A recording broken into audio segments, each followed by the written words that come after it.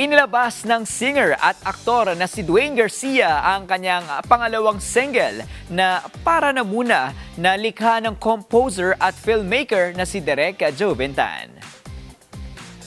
Mapapakinggan na sa iba't ibang music streaming platforms ang kanyang bagong single kasama na rin ang kanyang debut single na Time First Muna.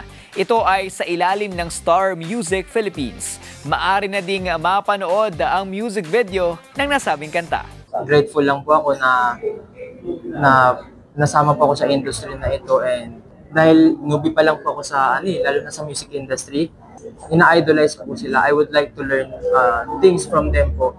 Nitong nakarang Hulyo ay napabilang din si Dwayne sa mga cast ng family drama movie na Outside the Familia na mula sa direksyon ni Derek Joventan. At may panawagan din ang batang singer sa mga nasa pamahalaan na konektado din sa kanyang latest single. To the past weeks po, past days, may nakita po kong mga, ayun po, rally. And ako po as a Tomasian, USD din po ako, marami po akong mga kaklase, mga students na sumama po sa Luneta. As Gen Z po, mga kabataan po ngayon, hindi naman po kami pwede rin magbulag-bulagan.